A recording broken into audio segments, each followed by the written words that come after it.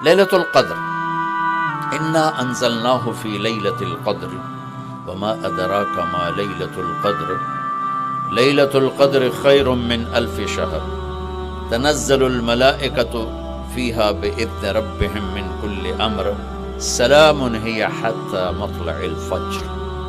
ہم نے قرآن کو لیلۃ القدر میں اتارا، تمہیں کیا خبر کہ لیلۃ القدر کیا ہے؟ لیلۃ القدر 1000 مہینوں سے بہتر ہے، اس میں فرشتے اترتے ہیں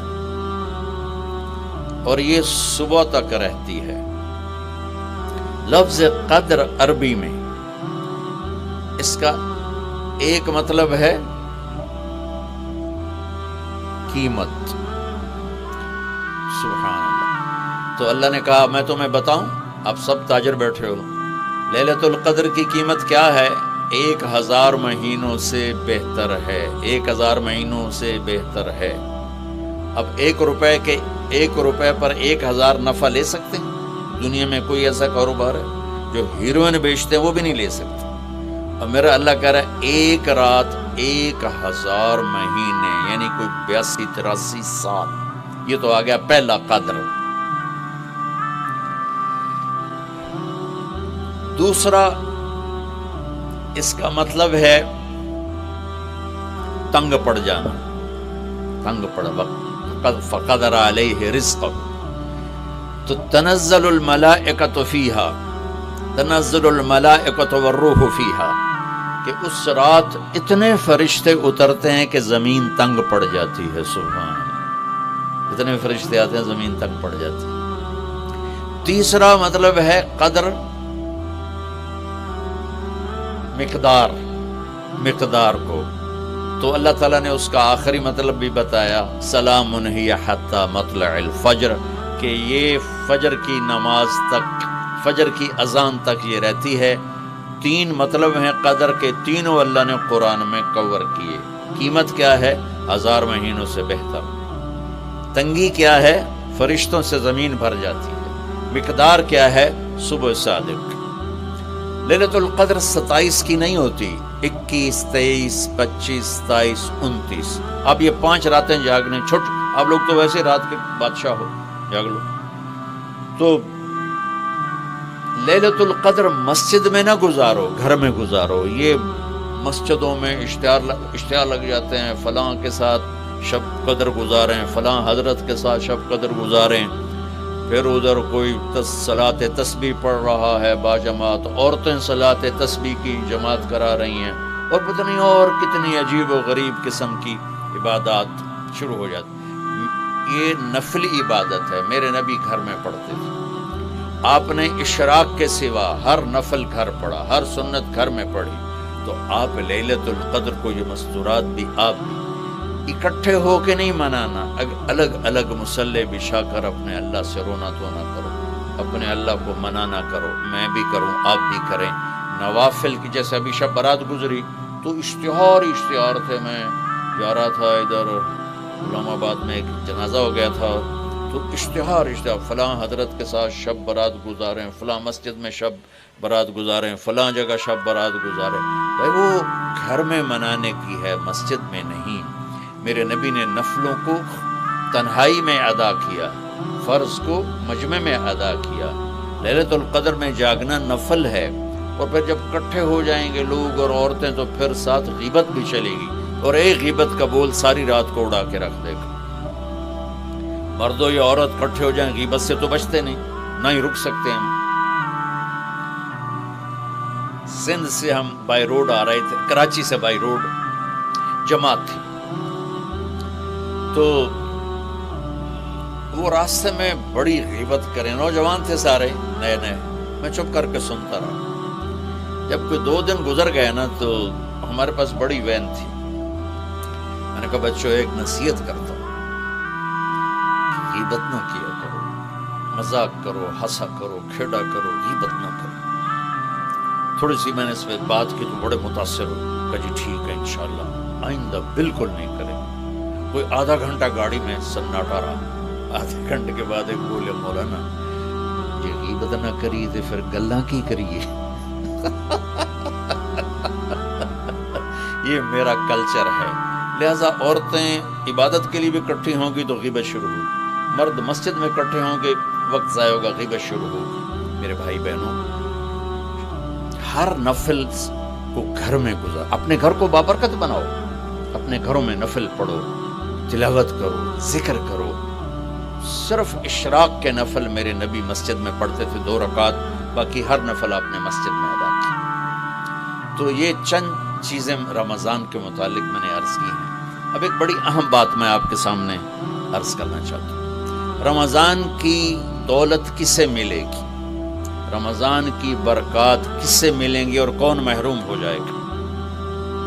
آپ نے فرمایا 4 آدمی ایسے ہیں جن کی رمضان اور شب قدر میں بھی بخشش نہیں ہوتی، بس اس سے ہم اپنے آپ کو بچا لیں. کون ہے یا رسول اللہ؟ آپ نے کہا مدمن خمر، شراب کا عادی.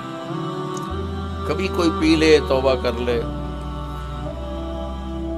میں اس کی اجازت نہیں دے رہا ہوں. مدمن کا لفظ ہے جو روزانہ شراب پیتا ہے، اس کی رمضان میں بخشش نہیں. حق لوالدیہ، جو ماں باپ کا نافرمان ہے، اس کی بخشش نہیں. قاطع الرحم، رشتہ داروں سے لڑنے والا، اس کی بخشش نہیں.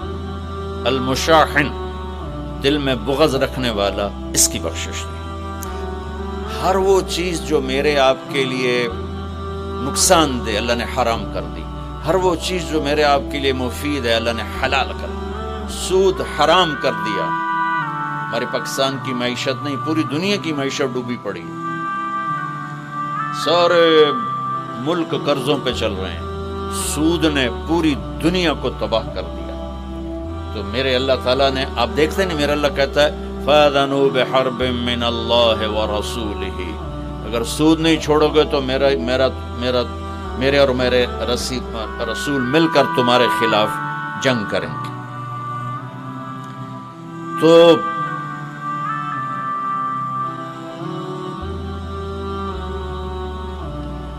ہر وہ چیز جو مضر ہے اللہ اس سے بند، چونکہ سود چند ہاتھوں میں دولت اکٹھی کر دیتا ہے اور غریبوں کے چولہے ٹھنڈے ہو جاتے ہیں. یہ اللہ کو ناپسند. جو بھی بھائی پھنسے ہوئے ہیں نکلنے کی نیت کریں اور کوشش کریں، انشاءاللہ چین کی نیند سوئیں گے، چین کے سے اٹھیں گے. ایک عبد الرحمن بن عوف کے 4 اصول بتا دیتے ہوں، سب تاجر بیٹھے ہو، اور صحابہ میں سب سے مالدار ہستی تھے. انہوں نے ایک دن فرمایا میں نے زندگی بھر نہ ادھار خریدا نہ ادھار بیچا. اگرچہ یہ آپ کو آج کے ماحول میں بڑی عجیب بات لگے گی، چونکہ ہمارے سارے بازار ادھار پہ چلے گئے. انہوں نے نہ کبھی ادھار خریدا نہ ادھار بیچا. تو کتنا سکون ہو گیا، آرام سے سو رہے ہیں. اب ہماری تجارت میں ادھار خرید رہے ہیں، ادھار بیچ رہے ہیں، کبھی وہ تنگ کرتا ہے کبھی یہ تنگ کرتا ہے. تو ایک اس موبائل نے تباہی پھیر دی، باقی کسر اس نے پوری کر دی. ٹوائلٹ بھی فون سن دے بیٹھو.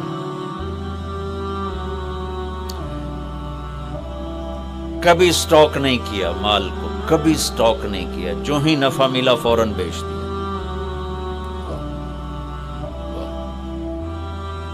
تو ادھار خریدا نہیں، ادھار بیچا نہیں، 2 کبھی سٹاک نہیں کیا، 3 اور کبھی سودے کا عیب چھپایا نہیں. اس میں کوئی عیب ہے بتا دیا، آپ اس پہ آ جائیں. آپ کو شروع میں مشکل ہوگی، اس کے ساتھ سچائی اور دیانتداری کو جوڑ دیں. اللہ کی قسم آپ کا سوتر منڈی جانا بھی عبادت بن جائے گا، آپ کا مل میں جانا بھی عبادت بن جائے گا، اگر آپ اپنے تجارت کے ساتھ سچائی اور دیانتداری کو لے آتے. پھر اللہ تعالیٰ نے اس میں غریب آدمی کی کہ روزے اچھے گزر جائیں، عید اچھی گزر جائے، اس کے لیے اللہ تعالیٰ نے صدقہ فطر رکھا ہے. ہم اسے عید کے ساتھ جوڑ دیتے، پہلی رمضان سے دینا چاہیے تاکہ غریب اپنا کوئی روزہ تو رکھ سکے. پہلی رمضان سے 29 رمضان تک جب مرضی دے دیں، اور اگر وہ فطرانہ ادا نہیں کرتا تو اس کے روزے اس کے سر کے اوپر سے بھی نہیں جاتے، وہیں کھڑے رہتے ہیں. اور عام طور پر یہاں اخبار میں ٹی وی پر گندم کے لحاظ سے آتا ہے 2 سیر کڑک دے دو، وہ تھوڑے سے پیسے ہیں، 100-200 روپے ہے. میں آپ کو آپ سب مالدار لوگ بیٹھے ہیں، میں آپ کو اپنے نبی کا صدقہ فطر بتاتا ہوں کہ آپ کیا دیتے تھے. آپ کشمش دیتے تھے، کھجور دیتے تھے، جو بھی دیے ہیں. تو کشمش 3 کلو، بازار میں 3.5 کلو. بازار میں جا کے پوچھیں جو سب سے اچھی کشمش ہو یا پھر درمیانی، گھٹیا نہیں درمیانی اور سب سے اچھی، پتہ کرے وہ کتنی ہے. 1000 روپے کلو ہے، 1500 روپے کلو ہے. آپ کے گھر کے 4 افراد ہیں تو ایک گھر سے 6000 روپیہ غریب کو جائے گا. آج تو 6000 میں ایک ہفتہ نہیں گزرتا. تو اب سب سے عرض کرتا ہوں ویسے بھی خیرات کریں، افطاریاں کروائیں، اور صدقہ فطر کشمش کے حساب سے دیں. یہ آپ سب بھائی بہنوں کی